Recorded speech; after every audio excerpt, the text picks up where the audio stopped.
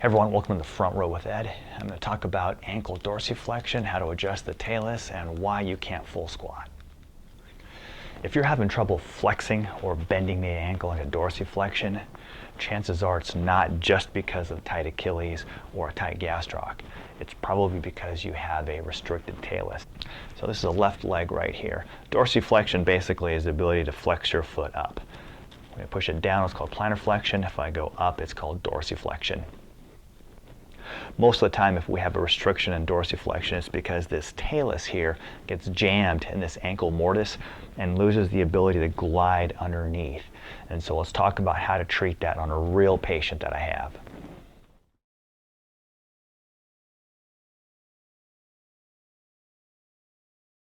We're going to check dorsiflexion first. Dorsiflexion is a little bit tighter. Is that a little painful? Yeah. Where at the foot? The toe again? Actually, kind of down there when I Got it. Okay. push it up.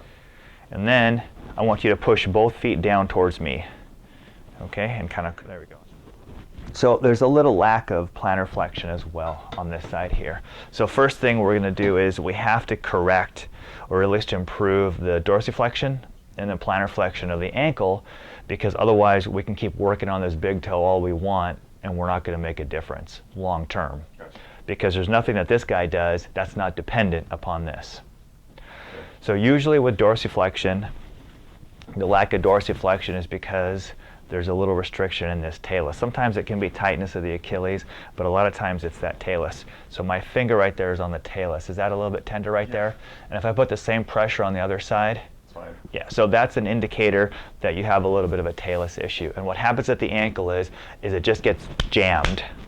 So we want to unjam that ankle a little bit. So what I'm going to do here is I'm just going to put a little traction as I work your foot up into a little bit of dorsiflexion. Okay, so it might be a little bit tender, but nothing dramatic.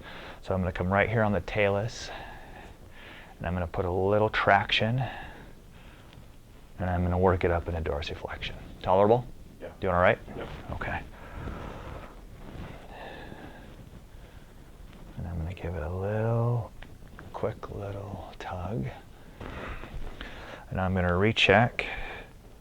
And now we have better dorsiflexion, a little bit of this ankle. So as far as an exercise, then what I'll do is I'll make sure that you are stretching out the gastroc and the Achilles to make sure that you have continued good dorsiflexion of the ankle. Okay. Now, plantar flexion is a little bit different. So once again, dorsiflexion is the ankle coming up. Plantar flexion is the ankle dropping down. So what you're going to do is with this hand here, I'm going to put a downward force and kind of stabilize the ankle here. And with my right hand here, I'm going to create a little traction and once again, pull this foot into plantar flexion. You okay with that? Yeah.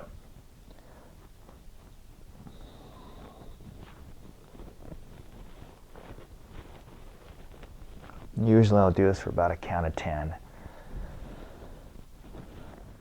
So we've restored or improved dorsiflexion and plantar flexion of the ankle.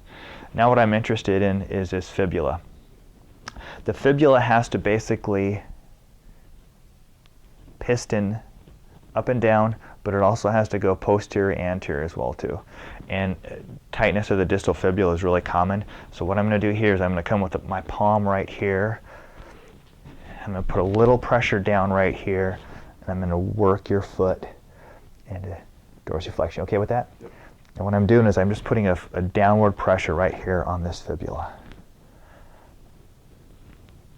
My kids did soccer when they were real little, and then they realized that there's a lot of running involved in it, and they quickly switched to basketball. The joke in my house is they all like to run about 94 feet and then take a break.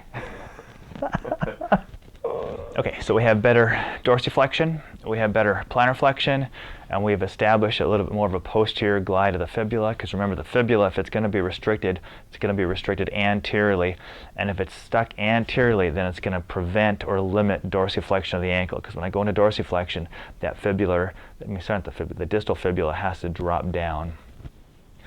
So So you can see how sometimes you need to traction out that talus a little bit as you're going into dorsiflexion because it's not just a soft tissue issue.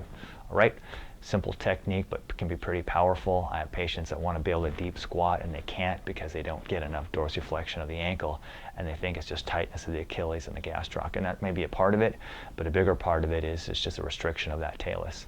So adjust your talus, see if it's tender. If you have any questions, leave it down below. If you haven't subscribed, go ahead and do that.